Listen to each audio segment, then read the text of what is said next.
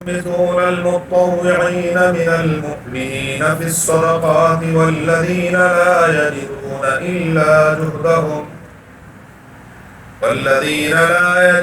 إلا جهدهم فيسخرون منهم سخر الله منهم ولهم عذاب أليم استغفر لهم أو لا تستغفر لهم إن تستغفر لهم 70 مرة فلن يغفر الله لهم ذلك بأنهم كفروا بالله ورسوله والله لا يهدي القوم الفاسقين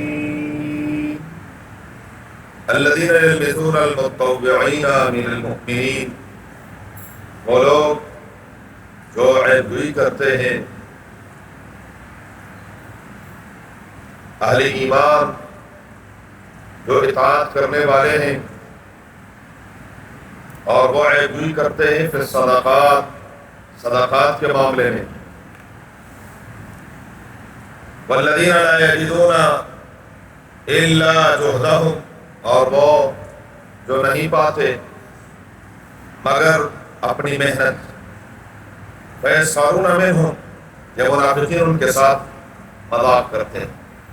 سخر اللہ منہم، اللہ تعالیٰ ان کے اس عمل کی سزا دے گا ان کو، اور سزا کے طور پر ان کے ساتھ اسی طرح کریں گے.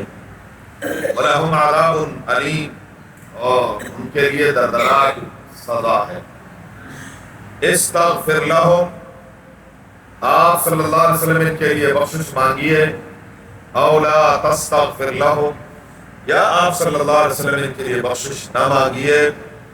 ان تستغفر لہم، اگر آپ صلی اللہ علیہ وسلم ان کے لیے بخشش مانگتے رہے 70 مرتن، 70 بار، فلن یغفر اللہ لہم، بس اللہ تعالیٰ نے ہرگز ان کو نہیں بخشنا. ذالک بانہم کفروا باللہ ورسولہ، اس لیے انہوں نے اللہ اور اس کے رسول صلی اللہ علیہ وسلم کا انکار کیا. واللہ لا یہدی القوم الفاسقین، اور اللہ تعالیٰ فاسقوں کو رہنمائی نہیں فرماتے. الذین یلمزون المتطوعین من المؤمنین فی الصدقات، سورہ توبہ کی آیت نمبر 79 اور 80 ہے. گزشتہ آیات میں اللہ تبارک و تعالی نے ثعلبہ ابن ابی حاطب ایک منافق کا ذکر کیا تھا.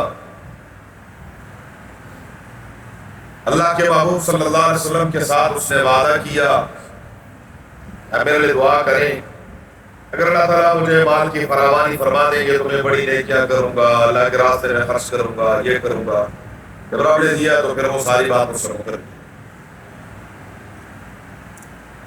نبی کریم صلی اللہ علیہ وآلہ وسلم نے جب غزوہ تبوک کے لیے اعلان فرمایا تو پہلے بھی کئی آیات میں یہ بات گزر چکی ہے. مختلف صحابہ کرام رضوان اللہ تعالی علیہم اجمعین کے اپنے اپنے حالات تھے. روزی کا معاملہ اللہ تبارک و تعالی نے سب کا ایک جیسا نہیں رکھا. کسی کو اللہ نے بہت زیادہ دیا، کسی کو اس سے کم دیا، کسی کو اس سے کم دیا. کہ کوئی ایسے ہیں جو بیچارے بس کماتے ہیں کھاتے ہیں، اگلے دن کا اللہ تعالیٰ کی ذات پر توکل اور بھروسہ ہوتا اور کچھ نہیں ہوتا. ایسے بھی ہوتے ہیں جو پریشان ہوتے ہیں کہ جی کافی پیسہ بڑا ہوا ہے، کہیں لگنا چاہیے، کوئی جگہ بتائیں. ہمارے پاس آتے باقاعدہ یہ کوئی جگہ ہو تو بتائیے، کوئی ہم نے انویسٹ کرنا ہے، یہ ہے وہ ہے فلاں ہے. بہرحال اللہ تبارک و تعالیٰ کی تقسیم ہے. ورفعنا بعضهم فوق بعض درجات لیتخذ بعضهم بعضا سخریا ورحمت ربک خیر مما یجمعون. اللہ تبارک و تعالیٰ نے درجات سب کے مختلف رکھے ہیں. باہر کے سیدنا عبد الرحمن ابن عوف رضی اللہ تعالی عنہ بہت بڑے تاجر صحابی تھے. اللہ تعالیٰ نے ان کو بڑے مال سے نوازا تھا. تو یہ آئے 4000 دینار لے کر آئے. دینار سونے کا سکہ ہوتا تھا اس دور کا.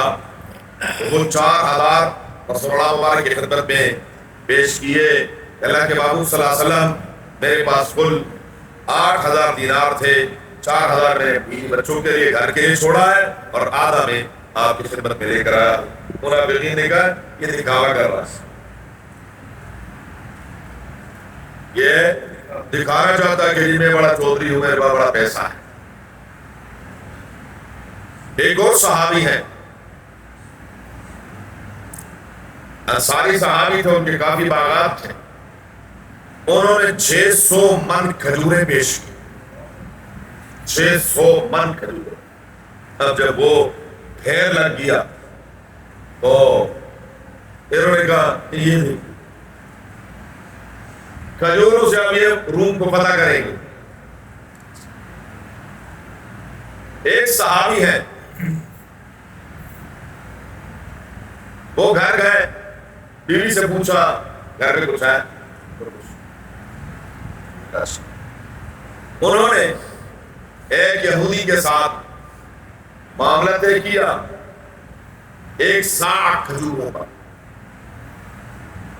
1 ساع کھجوریں اس نے تقریباً کوئی 4.5 کلو یا 5 کے قریب بنتے ہیں انسان. وہ لے کر آیا, آدھا گھر میں دے دیا, آدھا رسول اللہ علیہ کی خدمت میں پیش کیا کہ حضور میں نے ساری رات خدمت محنت کی ہے, یہی ملے ہیں, یہ قبول فرمائیں. انہوں نے کہا مٹھی بھر کھجور سے کیا کر رہے ہیں؟ روح فتح کرنا ہے. یعنی چھوڑتے, کوئی تھوڑا لے کر آیا تب بھی نہیں چھوڑنا, زیادہ لے کر آیا اس کو بھی نہیں چھوڑنا. اور وہ اتنے مبارک تھے, روایت میں آتا ہے رسول اللہ مبارک نے فرمایا یہ جو یہ صحابی لے کر آئے ہیں یہ پورے ڈھیر پر پھکے ہوئے کہ اتنے برکت والے تھا کہ پورے ڈھیر برکت والا. ایک آدمی ہے, کروڑ پتی ہے, اور اس نے 1000 روپیہ دے دیا تو کیا دیا؟ ہاں, لیکن جس کی کل یومیہ جمع پونجی 1000 روپے, اس 1000 میں سے وہ 100 روپے دیتا ہے, یہ بہت نیک. جس کا دل گردہ ہے اس میں سے 100 روپے دے رہا, تو اس کی کوئی کمائی کیا؟ 1000. بہرحال ان کے بارے میں رب العالمین فرماتے ہیں الذین یلمزون المتطوعین من المؤمنین فی الصدقات. یہ بدبخت بیٹھے ہوتے تھے اور یہ صدقات کے بارے میں عیبی کرتے تھے. والذین لا یجدون الا جهدهم فیسخرون منهم, ان کے ساتھ مذاق کیا کرتے تھے. یہ دیکھو یہ اپنے جسم پر خون لگا کر شہیدوں میں نام لکھوانا چاہتے ہیں, مٹھی بھر کھجوریں دے کر یہ سمجھ رہا کہ میں نے بڑا کام کر دیا. اللہ فرماتے سخر اللہ منهم الجزاء من جنس العمل, جیسا کرو گے ویسا کرو گے. انہوں نے تمسخر, مذاق اڑایا ان اہل ایمان کا, مخلصین کا. اللہ فرماتے ہیں ان کے ساتھ بھی ایسا ہی کیا جائے. وَلَهُمْ عَذَابٌ أَلِيمٌ, اور ان کے لیے دردناک عذاب ہوگا. اور اس کی ایک مثال یہ ہے, سورہ حدید میں ہے, یوم یقول المنافقون والمنافقات للذین آمنوا انظرونا نقتبس من نورکم قیل ارجعوا وراءکم فالتمسوا نورا وضرب بینهم بسور له باب باطنه فی الرحمہ وظاہرہ من قبلہ العذاب. جب پولیس رات پر گزر رہے ہوں گے تو اہل ایمان کے پاس تو ٹارچ ہوں گے, یہ جو اعضاء ان کے سجدے میں لگتے ہیں یہ ٹارچ کا کام کریں گے. وہاں کو اوپر اندھیرا ہوگا, نیچے جہنم کے شعلے ہوں گے, اوپر کہیں پاؤں ڈگمگا نہ جائے, گر نہ جائے. تو یہ منافقین بھی ان کی روشنی میں وہ کہے گا بھائی ذرا آرام سے رہیں جی, آپ کو تو جانتے نا ہمیں, ہم آپ وہ اکٹھے رہتے تھے وہاں پر, وہ جی آپ ہمیں جانتے ہیں ذرا آرام سے, تو ذرا روشنی آرام سے جائے تاکہ ہم بھی آپ کی روشنی میں چل سکیں. تو وہ کہیں گے ارجعوا وراءکم, ذرا پیچھے دیکھو, پیچھے. اب پیچھے دیکھیں گے اتنے میں یہاں دیوار ہو جائے, دیوار والے آگے چلے گئے. اب یہ خوب اندھیرا حرام کر کے نیچے فَيَسْخَرُونَ مِنْهُمْ سَخِرَ اللَّهُ مِنْهُمْ وَلَهُمْ عَذَابٌ أَلِيمٌ. اللہ ہم سب کو محفوظ فرمائے. اگلی آیت کا جو واقعہ ہے اس کو سمجھنے کے لیے پہلے شاید حضور سمجھ لیں. نبی کریم صلی اللہ علیہ وآلہ وسلم جب مدینہ منورہ تشریف لائے تو یہاں بے شمار منافقین تھے, یہود وہاں دو خاص قبیلے تھے عرب کے، اوس و خزرج. ان کے بھی کچھ افراد ایسے تھے، لیکن زیادہ تر جو منافقین تھے وہ یہود سے تعلق رکھتے تھے. تو ان کا ایک بڑا آدمی تھا عبداللہ ابن ابی. یہ بڑا متمول، بڑا مالدار آدمی تھا، خوبصورت آدمی تھا، پڑھا لکھا آدمی تھا، وجاہت والا تھا. گفتگو کا انداز ایسا تھا کہ اتنا میٹھا بولتا تھا کہ بندہ کہتا یہ بولتا جا اور میں سنتا تھا. اور گفتگو کا ماہر اتنا تھا کہ آپ صلی اللہ علیہ وسلم کو بھی چکر دے دیتا تھا. رسول اللہ مبارک ہی باتوں میں آ جاتا تھا. ایسا بدبخت انسان، لیکن تھا پکا منافق کافر. اللہ کی شان دیکھیں، بیٹا پکا سچا مخلص مسلمان. عجیب صورتحال. اچھا جب اس کا آخری وقت آیا، اب باپ ہوتا. شکر کریں الحمدللہ سبحان الحمدللہ، اللہ تعالیٰ نے ہمیں اس آزمائش سے بچایا ہوا ہے کہ الحمدللہ ہم اپنے والدین کے لیے کیا ہے، درد دل سے دعا تو کر سکتے ہیں. اللہ ان کے درجات بلند فرما دے، اللہ ان کی بخشش فرما دے. اور اللہ سے امید کرتے ہیں کہ انشاءاللہ دنیا میں صحیح یہ جدائی ہو گئی ہے، انشاءاللہ آخرت میں ملیں گے، اور انشاءاللہ اللہ تبارک و تعالیٰ ہمیں ملائیں گے جنت میں. تو جو پکا سچا مسلمان ہو، اس کو پتا ہو کہ میرا باپ کافر ہے، اس پر کیا گزرتی ہو. اچھا بہرحال جب اس کا آخری وقت آیا، مر گیا یہ، تو بیٹا آیا رسول اللہ علیہ وسلم. حضور آپ کو بھی پتا ہے، مجھے بھی پتا ہے کہ اس کی حالت کیا تھی، لیکن شاید ایک بیٹے ہونے کے ناطے میری غرض ہے اگر آپ قبول فرما لیں گے، باقی جیسے آپ کا حکم ہوگا ویسے کرو. بیٹا ایسا نہیں تھا، میرے پہلے کی دفعہ آ کے سنایا ہے کہ اس نے جب کہا تھا کہ ہم بڑی عزت والے تھے، نعوذ باللہ مسلمان ذلیل.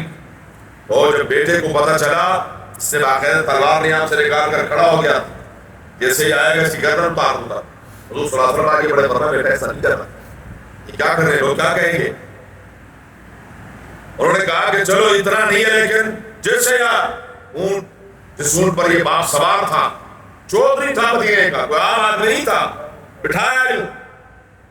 تو نے کیا کہا تھا،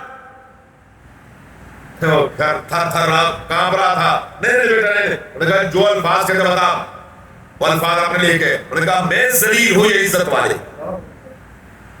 بیٹا ایسا تھا، لیکن چونکہ باپ ہے، ادھر محبت تھی. رسول اللہ علیہ کی خدمت میں حاضر ہوئے. حضور صلی اللہ علیہ وسلم نے فرمایا کہ ٹھیک ہے. نبی کریم صلی اللہ علیہ وسلم اندر تشریف لے گئے، اپنا کرتا مبارک لے کر آئے جو کرتا پہنتے تھے. فرمایا یہ کفن کے طور پر اس کو دے دو. حضرت بیٹھے ہوئے فرمایا حضور یہ پاکیزہ ترین کرتا اس گندے جسم پر لگے گا. حضور نے فرمایا عمر مجھے اختیار ہے، آپ کو سختی کریں. خاموش ہو. اس کے بعد رسول اللہ مبارک نے اپنا لعاب دہن اس کے منہ میں ڈالا، اور پھر نبی کریم صلی اللہ علیہ وسلم نے اس کا جنازہ بھی پڑھا. حضور نے فرمایا حضور اس خبیث منافق کا جنازہ پڑھ رہے ہیں. فرمایا عمر آپ مجھ پر گزارو گے. بخاری کی روایت. حضور فرماتے ہیں کام کیا جب رسول اللہ نے فرمایا، لیکن میں بس اپنے سے مجبور، مجھ سے برداشت نہیں ہو رہا تھا کہ کافر کا جنازہ ان کے سے پڑھا رہے. صحابہ نے بھی پڑھا. پھر نبی کریم صلی اللہ علیہ وسلم قبر کے لیے تشریف لے گئے، اور قبر پر حضور صلی اللہ علیہ وسلم باقاعدہ 2-4 دن پھر موقع ایسا ہوتا ہے دل جو ہے وہ نرم ہوتے ہیں تو بات بھی فرماتے تھے تھوڑی سی. خیر یہ سارا کچھ ہوا. رب العالمین وحدہ لا شریک نے فرمایا استغفر لهم او لا تستغفر لهم.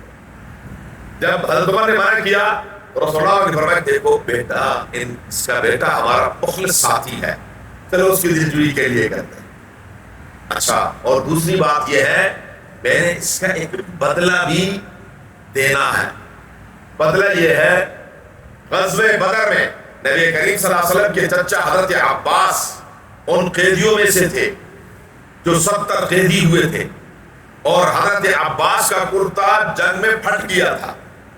حضرت عباس رضی اللہ تعالی عنہ یہ قداور شخصیت تھے، تو ان کو کسی اور کا کرتا پورا نہیں تھا، اس بدبخت نے کرتا دیا تھا اپنا. عبداللہ بن ابی نے کرتا دیا تھا حضرت عباس رضی اللہ تعالی عنہ کو. تو حضور نے فرمایا نہیں، وہ بدلہ چکانا چاہتا ہوں کہ وہ جو میرے چچا کو اس نے کرتا دیا تھا اس کے بدلے میں میں نے کرتا دے دیا. آگے اللہ کی مرضی ہے، اور اگر اللہ معاف کر دیتے ہیں تو عمر جنت اس کے آنے سے تنگ نہیں ہوگی. اللہ کی جنت تو بڑی وسیع ہے. بہرحال رب العالمین نے فرمایا استغفر لہم او لا تستغفر لہم. ہمارے پنجابی کو کچھ اور کہتے ہیں، قرآن کچھ اور کہتا ہے، پنجابی کچھ اور کہتے ہیں. وہ کہتے ہیں اللہ کا پکڑا چھڑائے محمد، اللہ کا پکڑا چھڑائے محمد صلی اللہ محمد دا پھڑیا کوئی نہیں چھڑا سکتا. نعوذ باللہ من ذالک، اللہ کے پکڑے کو پیغمبر نہیں چھڑا سکتا. یہ استغفر لہم، میرے محبوب صلی اللہ علیہ وسلم آپ اس کے لیے بخشش مانگیں.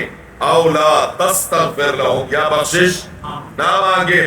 ان تستغفر لہم، اگر آپ ان کے لیے بخشش مانگتے رہیں 70 مرتن، 70 بار، ایک بار نہیں 70 بار، لن یغفر اللہ، ہرگز اللہ نے ان کو معاف نہیں کرا. اور روایت ہے رسول اللہ مبارک فرماتے ہیں کہ اگر مجھے معلوم ہوتا کہ 71 بار مغفرت مانگنے سے اس کی بخشش ہو سکتی ہے تو میں 71 بار مانگتا. لیکن یہ تقسیم کے لیے صاحب کہتے ہیں 100 بار بھی کہے گا میں نہیں مانتا، تو کیا مطلب ہے؟ 101 بار کہے گا تو مان لو. ہاں نہیں ماننا ہی نہیں، ماننا نہیں. یہ 70 700 یہ اس طرح کے الفاظ یہ تقسیم کے لیے آتے ہیں، تحدید کے لیے نہیں آتے. بہرحال رب العالمین نے فرمایا فَلَن يَغْفِرَ اللَّهُ لَهُمْ، اللہ نے ہرگز ان کو معاف نہیں کرنا. کیوں معاف نہیں کرنا؟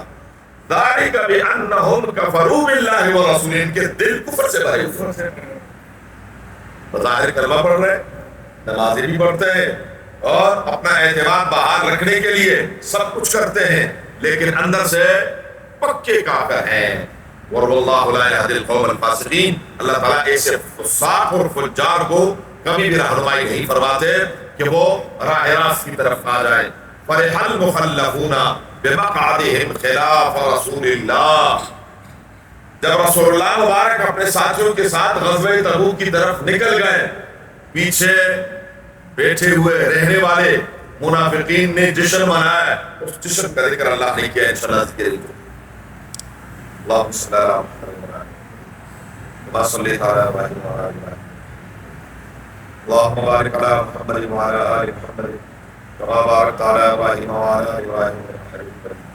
اللهم ارحمنا بالقران العظيم، اللهم ارحمنا بالقران العظيم، اللهم ارحمنا بالقران العظيم، جعلنا اماما ونورا وهدى ورحمه يا رب العالمين. اللهم ذكرنا منهما نسينا وعلمنا منهما جهلنا وارزقنا تلاوته آناء الليل وأطراف النهار، واجعلنا حجة يا رب العالمين. اللهم نور قلوبنا بالقرآن وزين أخلاقنا بالقرآن ونجنا من النار بالقرآن وادخلنا الجنة بالقرآن. اللهم حصل مرادنا ويسر أمورنا بجاه حبيبك المصطفى ونبيك المرتضى صلى الله عليه وآله وأصحابه أجمعين برحمتك يا رب. جزاكم الله.